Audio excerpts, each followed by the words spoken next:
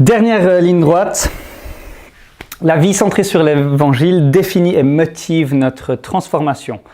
Donc on a vu, on est en train de voir que comment vivre en chrétien, c'est en devenant qui nous sommes en Christ, en vivant les conséquences de notre union avec Christ. Et on est dans la section qui parle d'une des conséquences de notre union avec Christ, c'est qu'on va être transformé. C'est impossible d'être uni avec Christ sans être transformé. On va maintenant voir le comment concrètement on est transformé, comment le Saint-Esprit collabore avec nous dans notre transformation. Dieu ne veut pas de transformation magique. Ça arrive des fois où, de manière dramatique, on est transformé, on avait une addiction, puis on est libéré de cette addiction. Mais ceux qui ont vécu ça savent très bien que pour d'autres domaines de leur vie, ça ne se passe pas comme ça. Et s'ils s'attendent à ce que toutes les transformations dans leur vie se passent comme ça, ils vont être bien déçus.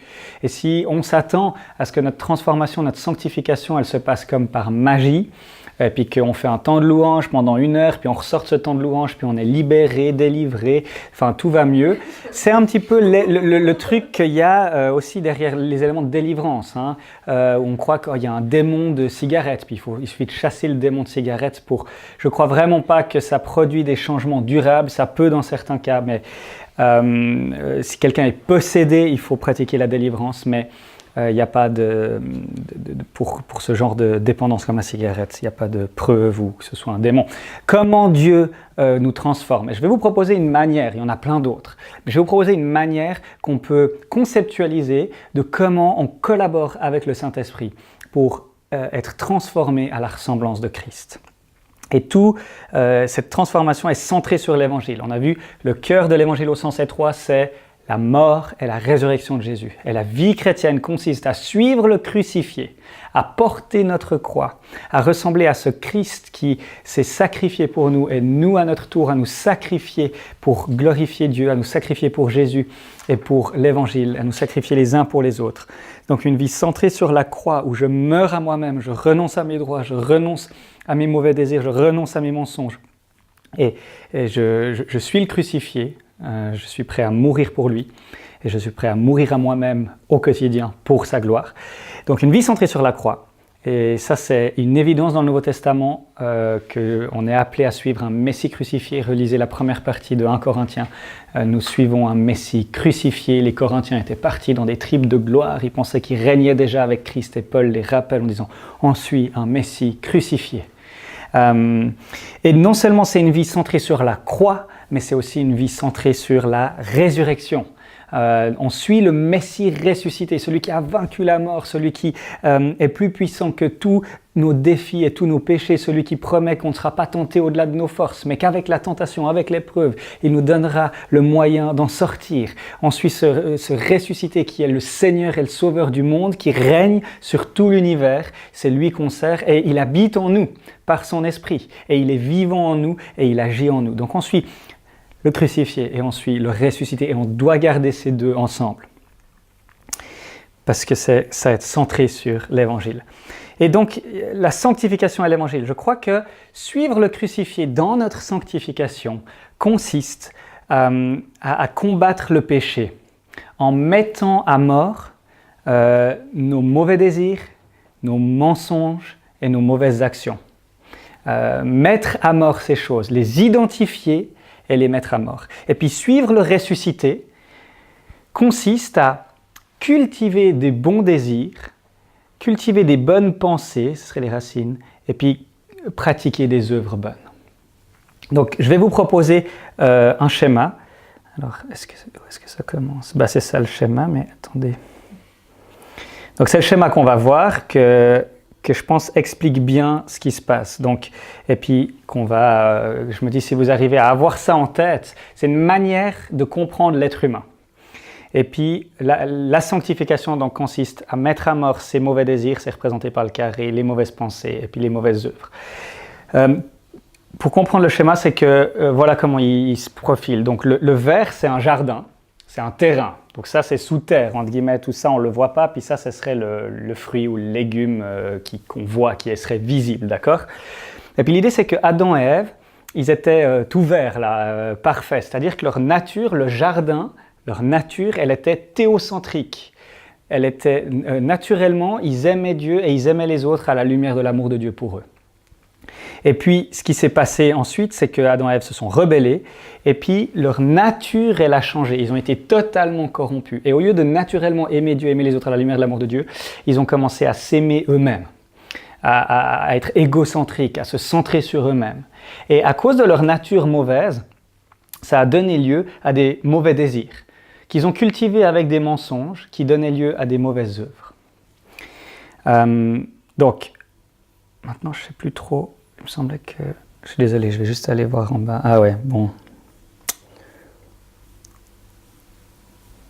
En fait, je vais du coup sauter puis venir là, ça sera beaucoup plus simple. Donc, pardon, on revient un petit peu en arrière avant la chute. Donc, on est Adam et Ève, tout va bien dans le jardin d'Éden. Et puis, l'idée, c'est vraiment, Adam, il est là. Aujourd'hui, j'aimerais faire plaisir à Ève. Qu'est-ce qui lui ferait plaisir? Elle aime bien les poèmes. Je pourrais lui écrire un poème. Donc, j'ai un bon désir, faire plaisir à Ève et puis lui écrire un poème. Puis après, justifier avec des vérités. Je suis là, ça va faire plaisir à Dieu. Dieu m'a créé il m'a donné une créativité, il m'a donné la capacité de faire des poèmes. Alors, je vais le faire. Et puis, boum, il écrit son poème et il lui le donne. Naturellement, Adam et Ève choisissent librement et joyeusement d'obéir au commandement de Dieu. Il n'y a pas de contrainte, c'est naturel parce que c'est lié à leur nature parfaitement bonne. Et c'est vraiment naturellement, Adam et Ève aiment Dieu et aiment les autres à la lumière de l'amour de Dieu. C'est vraiment cette idée qu'ils ont naturellement des bons désirs qui mènent lieu à des bonnes actions. Et c'est ce qu'on aura au ciel, c'est pour ça qu'on se réjouit du ciel aussi. C'est ce qu'on retrouvera, cette perfection, hein. Tout était très bon, c'était très bon, il n'y avait aucune trace de mal. Donc c'est vraiment cette idée d'aimer Dieu, d'aimer les autres, de recevoir l'amour de Dieu. Et on a appris dans notre culture qu'on devait s'aimer nous-mêmes avant de pouvoir aimer Dieu et d'aimer les autres. Je crois vraiment que ce n'est pas biblique. Quand il nous a dit qu'on doit aimer notre prochain comme nous-mêmes, c'est vraiment dans un contexte où tu ne te laisses pas mourir de faim, donc tu ne vas pas laisser mourir de faim ton prochain. Le reste de la Bible a plutôt tendance à nous décentrer de nous pour nous centrer sur Dieu et sur les autres. Et je crois que la dynamique, c'est vraiment de dire, ok, je vais aimer Dieu et aimer les autres, et je vois que je ne suis pas capable d'aimer Dieu. Et on n'est jamais appelé à aimer, à donner ce qu'on n'a pas reçu. Dieu veut les choses, qu'on reçoive son amour infini et qu'on puisse donner cet amour infini. Et je crois qu'il y a une petite réflexion théologique que je trouve quand même intéressante, c'est l'amour et les relations. On pourrait dire que l'amour dépend des relations pour exister. Il n'y a pas d'amour sans relation. C'est pour ça que depuis toujours Dieu est amour, parce qu'il est depuis toujours relationnel. Quand on dit Dieu est amour, on dit il est amour en lui-même dans ses relations intra-trinitaires. C'est le premier sens. Sans relation, pas d'amour. Et donc dans la Trinité, il y a un amour où le Père aime le Fils par l'Esprit, le Fils aime le Père par l'Esprit. Et puis on peut tirer de ça que l'amour est toujours hétérocentrique. Il est toujours centré sur l'autre. D'accord? Dieu, dans ses relations intratrinitaires, il n'est pas égocentrique, il est hétérocentrique, il est centré sur l'autre. Et ça nous donne un modèle pour l'amour en tant qu'être humain. Notre amour doit toujours être théocentrique et hétérocentrique, toujours centré sur Dieu et toujours centré sur l'autre, à savoir Dieu et les autres autour de nous. Et on fait ça dans la confiance qu'on peut aimer les autres et aimer Dieu parce qu'on sait qu'on est aimé de Dieu puis qu'on a dans l'amour de Dieu pour nous toutes les ressources nécessaires. Donc je dirais, c'est faux de chercher à s'aimer soi-même, mais c'est jamais faux de chercher à voir l'amour de Dieu pour nous. Et puis de prier avec Paul pour qu'on puisse comprendre la largeur, la hauteur, la profondeur de l'amour de Dieu pour nous dans Ephésiens 3. Hein. C'est juste pour un chrétien de chercher constamment à méditer puis à voir l'amour de Dieu pour nous. C'est une manière aussi, en fait, je dirais, d'aimer Dieu. Donc voilà, tout était parfait. Et puis là, le scandale, Adam et Ève, un mystérieux scandale, scandaleux et puis totalement tragique, rébellion d'Adam et Ève envers Dieu. Et à partir de là, ils sont chassés. Et à partir de là, l'être humain est par nature égocentrique. Par nature, il s'aime lui-même, il cherche son intérêt au lieu d'aimer Dieu et d'aimer les autres. Et ça va donner lieu à des mauvais désirs. Puis tu es là, ok, je m'aime moi-même, je vois que lui, je suis plus balèze que lui, ça me donne le mauvais désir d'aller lui voler ses bananes.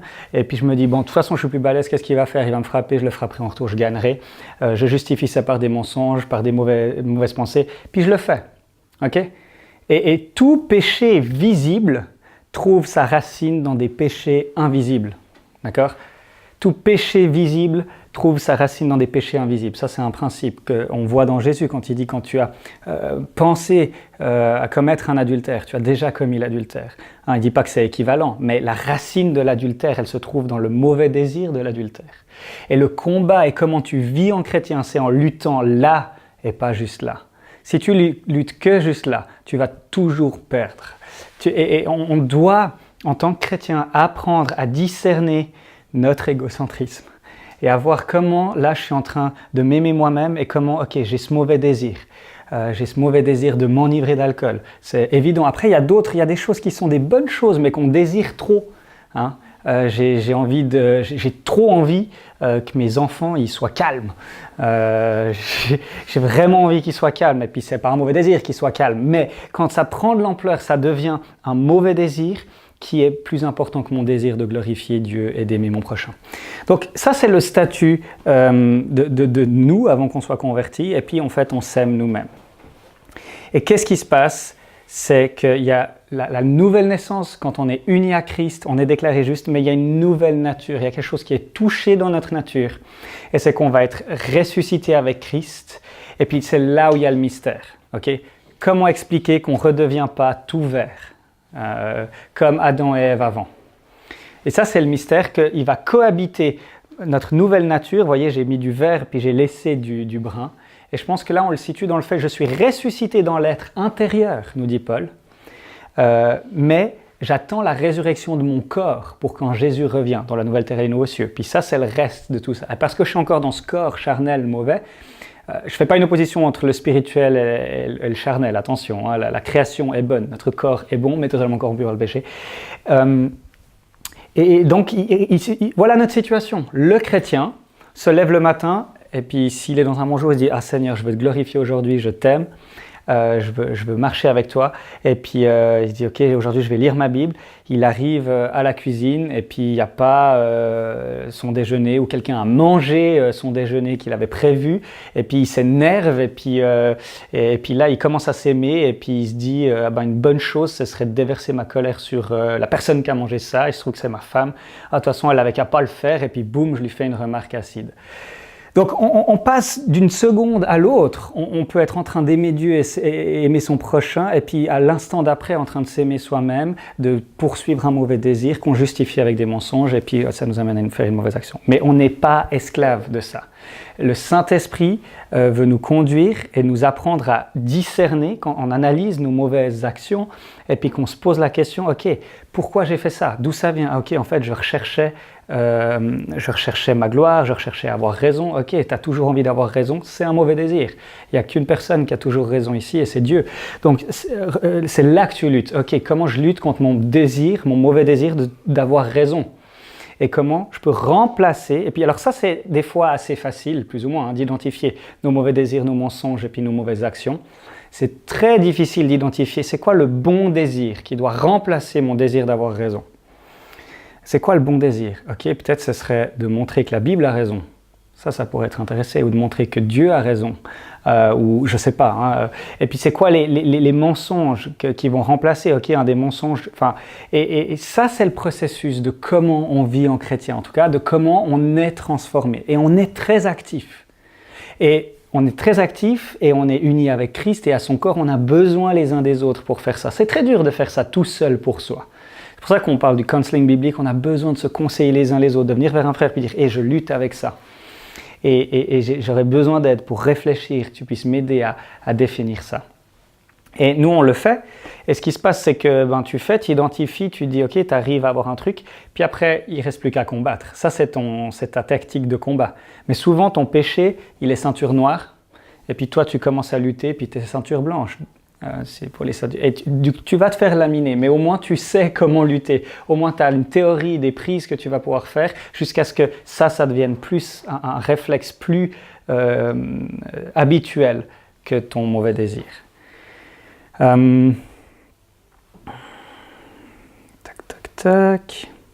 Donc, on a nos péchés visibles qui sont commis, on a nos mauvaises pensées, nos mauvais désirs, notre égocentrisme. Et c'est vraiment l'idée de voir ça. Et puis, donc, plusieurs éléments.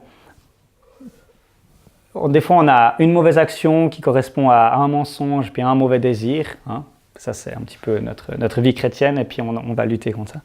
Mais des fois, il y a d'autres situations où j'ai un même mauvais désir qui va mener à 3 mauvaises actions. Donc, j'ai le mauvais désir d'avoir raison. Des fois, je vais m'énerver, des fois, je vais flatter, puis des fois, je vais intimider, ou etc. Donc, des fois, c'est comme ça, puis des fois, ça, c'est la même chose, super utile. Des fois, j'ai 3 mauvais désirs différents qui vont se manifester par le même péché. Donc, je vais utiliser le même péché de colère pour accomplir mon désir de confort, mon désir d'être reconnu ou désir de, etc. Donc, il n'y a pas de fin à comment on est tordu et corrompu par le péché, mais sur ces péchés, on a la victoire, d'accord? On n'est pas esclave de nos mauvais désirs, on n'est pas esclave de ces mensonges. Et un autre élément qui est vraiment important, qui est des fois dur à accepter, je vais terminer avec ça, c'est qu'on ne pêche, donc ça c'est un péché, une mauvaise action, bonne action, puis ça c'est le soleil représente les circonstances. On ne pêche jamais à cause de nos circonstances. On ne fait jamais une bonne œuvre à cause de nos circonstances. D'accord? L'exemple de ça, c'est Jésus sur la croix, les 3 brigands sur la croix. On a 3 personnes qui vivent plus ou moins la même expérience de souffrance. Et puis, bien que Jésus vit une expérience de souffrance bien plus intense, puisqu'il il subit le châtiment pour tous les péchés du monde. Mais on a un brigand qui commence par insulter Dieu, insulter Jésus. L'autre brigand qui va uniquement insulter Jésus. Puis le premier brigand qui commence par insulter Jésus va ensuite se repentir. Et Jésus qui bénit Dieu et qui prie pour ses ennemis et qui continue à glorifier Dieu alors qu'il est sur la croix. C'est jamais nos circonstances qui nous amènent à pécher. C'est toujours notre cœur idolâtre.